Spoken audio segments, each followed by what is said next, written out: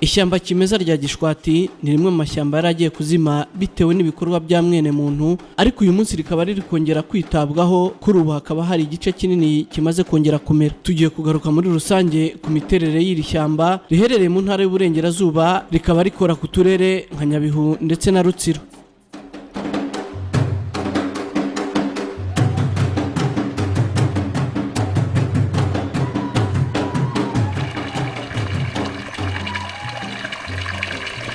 Kuva mu mwaka w'1951 Gishwati yagizwe ishyamba ridakorwaho n'itegeko nomero 52 akarongo kaberamye 114 ryo kwa 25 Ukwakira 1951 hari muri teritwari y'icyahoze ari Gisenyi. Muri iyi myaka yo hambere muri aka gace gakikije ishyamba rya Gishwati hari bimwe mu bikorwa remezo bitari byakahageze, birimo amashanyarazi, amazi n'ibindi, bigatuma mu guteka no kubaka hifashishwa ibiti by'ishyamba rya Gishwati kugera ubwo ishyamba hasigara hegitari 600 gusa. Kuri ubu ishyamba rya Gishwati ryanabaye na parike, rimaze kugera kuri hegitari zirenga 4000 nk'uko bitangazwa na Ngabonziza Prime, umuyobozi mukuru w'ikigo gishinzwe guteza imbere amazi n'amashyamba mu Rwanda. Nyuma ya jenoside yakorewe abatutsi, abantu batangiye guhunguka, hari abatujwe hariya mu Gishwati, hari n'abandi bagiye bahaza nyuma. Dusanga Gishwati uko yari iri, kuko muri ibyo 12,000 nababwiye byari birimo igice cyahoze ari icya Kayove n'igice cyahoze ari icya Bigogwe. Ubwo abaturage bari bahungutse, bari batashye, igice cyose cya Bigogwe cyararangiye, hegitari zigera ku 600. Hasigara igice gito, ubuso buto cyane bugera kuri hegitari 600 ishyamba kimeza. Ubu ishyamba kimeza ryasubiye kuba ishyamba kimeza, kuko twavuye kuri izo hegitari 600, ubu tugeze kuri hegitari, ubu ishyamba rya Gishwati na Mukura rigeze kuri hegitari 4,520.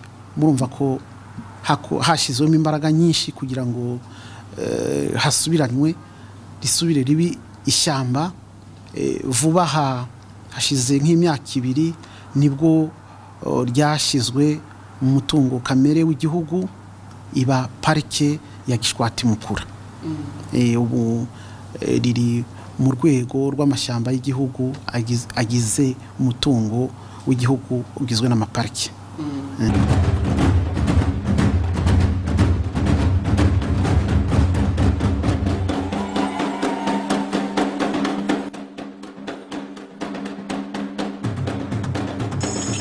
Gishwati ni rimwe mu mashyamba make u Rwanda rufite, abitse urusobekerane rw'ibinyabuzima bitandukanye utapfa kubona ahandi. Kuva mu mwaka w'1994 ndetse n'1995 izari impunzi zihungutse ziva mu gihugu cya Repubulika Demokarasi ya Kongo zituje mu gace ka Bigogwe, zigabiza igice cy'ishyamba rya Gishwati cyari kigizwe n'ishyamba kimeza rya Bigogwe. Abahungutse bari baratujwe Kinyenkanda mu nkengero za Sebeya, barimuwe batuzwa ahitwa Karumbi. Inama y'abaminisitiri yateranye kuwa 5 z'ukwezi kwa 11 1999 yafashe ingamba yo kurengera ishyamba rya Gishwati nk'umutungo kamere w'igihugu. Mu mwaka wa 2009 habaye ibiza mu bice bimwe na bimwe bya Gishwati, maze leta ifata icyemezo cyo kwimura abaturage muri ibyo bice kugira ngo byongere bitunganywe.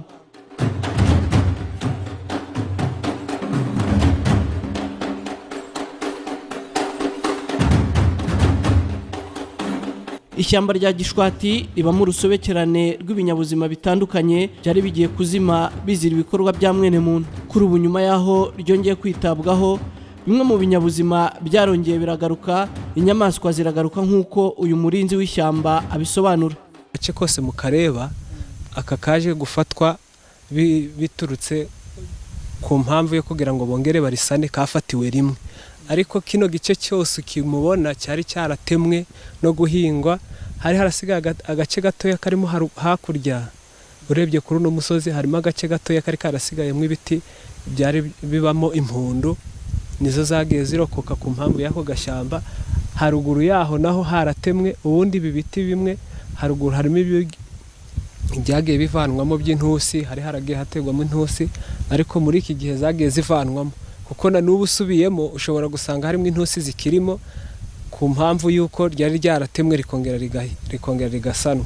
Ariko ukurikije uko ibihe bigenda biza binasimburana, nuko ubuyobozi bugenda burihereza agaciro ndetse n'abaturage kugenda basobanukirwa agaciro karyo, usanga uko ibiti bigenda bikura n'inyamaswa zirimo zigenda ziyongera. Inyamaswa ubundi zikunda kugaragara habamo chimpanze arizo mpundu, hakabamo inkima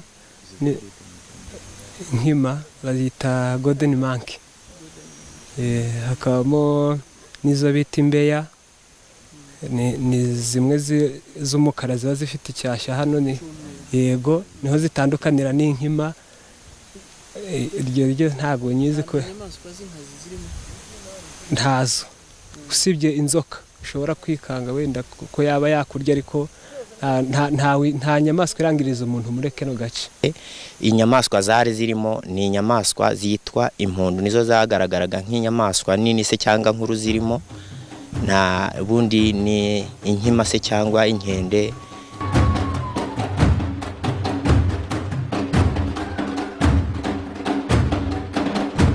Iki ni kimwe mu bice by'ishyamba rya Gishwati giherereye mu karere ka Nyabihu. Iri shyamba mureba inyuma yanjye ni igice kimwe mu ryatewe vuba mu rwego rwo gukomeza kubungabunga no gufata neza amashyamba. Hano hahoze ari icyanya cyo guhingamo cy'abaturage bari baturutse mu gice cya Kongo bahungutse. Na hano hari ishyamba rya kimeza rya Gishwati. Mbere y'intambara hari ishyamba, ariko hari ahirya tubonye hariya hari ibikuyu byakozwe mbere y'intambara. Noneho bigeze aho nk'abaturage nyine baje batahutse bavuye nko muri Kongo, baraza babaha ibibanza hano nk'iyi site ya Arusha yaje ari uko abantu baturutse muri Kongo. Abantu yari nini, abantu bagihunguka bava hanze se muri Kongo n'ahandi, impunzi zihungutse zaraje bazituza hano muri Gishwati, baziha amasambu. Nuko amasambu Gishwati barayitema barayihinga. Nyuma yaho igihe kigeze hazaho kuvuga ngo kubungabunga ibidukikije leta, habaho abantu bo kuyibungabunga, bituma imirima imwe yari irimo muri Gishwati abantu bahingaga, bituma babigiza hino kugira ngo Gishwati itakomeza kwangirika igashiraho. Hanyuma noneho habaho kuyibungabunga. Uku nguku ntabwo ariko yari isanzwe, kuko ibi biti byose ibi birebire nibyo biti byasigaye bidatemwe, naho ibindi byose bitoya ntibyagiye byimeza ku mpamvu y'uko habayeho uburinzi bw'ishyamba hakoreshejwe abagaride ndetse n'abandi bo bita abakorerabushake bagiye baza bakadufasha kugira ngo turibungabunge. Kuri ubu bamwe mu baturage bavuga ko bamaze kumva no gusobanukirwa akamaro k'amashyamba. Ndero umwe kuri sante nk'ani wacu nta burwayi bukunda kuhaba kubera impamvu y'ikirere cyacu cyiza, dufite imidite, nta burwayi hano. Uburwayi budugira ni wenda ku bafite imirire itari myiza, ariko bisanzwe ku borozi tworora, urabona dufite nature nziza river, inka zacu zitanga amata, ku buryo tugira production ku bijyanye n'umusaruro w'ibihingwa.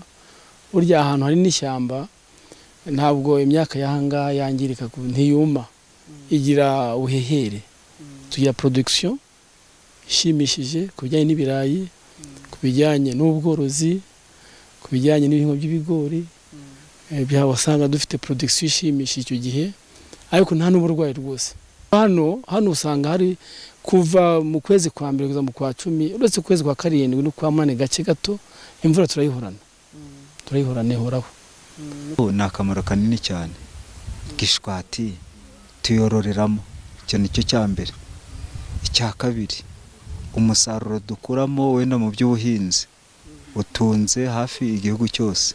duhinga ibirayi, duhinga ibirete, duhinga ibishyimbo, duhinga amashaza. Urumva ni ibihingwa ngandurarugo bitunze abantu benshi.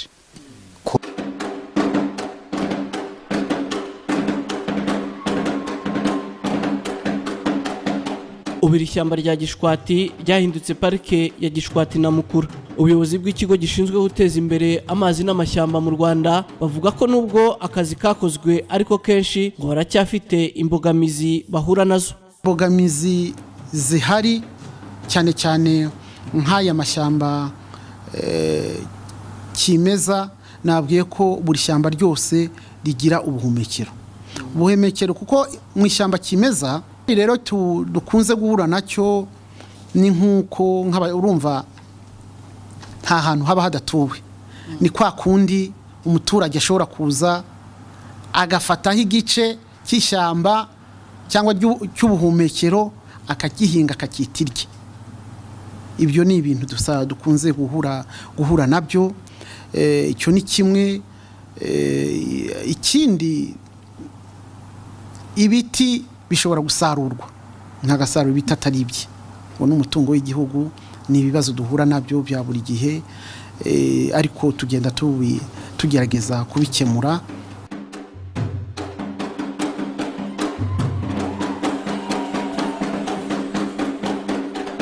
Iki kigo gishinzwe amashyamba kivuga ko iyi parike ya Gishwati na Mukura nyuma y'umwaka gishobora kuzashyikirizwa ikigo cy'igihugu gishinzwe iterambere mu Rwanda RDB mu magambo ahinnye, igatangira gukoreshwa no gusurwa nk'izindi parike ziri mu Rwanda. Gahunda ihari nuko tugomba kuzaryegurira RDB nk'ikigo cy'igihugu gifite mu nshingano zayo guteza imbere ubukerarugendo. Ni ukuvuga ngo hari ibigomba kubanza kurangira kuko tubaha ishyamba n'ibyangombwa byose. Ndakeka mu gihe kitarenze amezi 6 cyangwa se umwaka tuzaba twarangije ibisabwa byose kugira ngo ishyamba ryegukire RDB, kuko ubu yabaye parike nk'uko amategeko abitegeka. Muri gahunda u Rwanda rufite harimo no kongera ibyiza nyaburanga n'umubare wa ba mukerarugendo, hongerwa amadevize. Mu mwaka wa 2015 ku rutonde rukorwa na Global World Tourism cyandika ku bidukikije n'ubukerarugendo cyifashishije urutonde rutangwa n'agashami k'umuryango w'abibumbye gashinzwe ubukerarugendo ku isi UN World Tourism Organization, u Rwanda rwaje ku mwanya wa 3 nyuma ya Chili na Equateur zo muri Amerika y'Epfo mu bihugu biri kuzamuka mu gufata neza no kwita ku mashyamba no kongera igice cy'icyanya cy'icyatsi kibisi kizwi nka espace verte mu ndimi z'amahanga. Igihugu cya Tanzania cyaje ku mwanya wa 20, nicyo gihugu cyaje hafi mu bihugu biri muri kano karere u Rwanda ruturiyemo.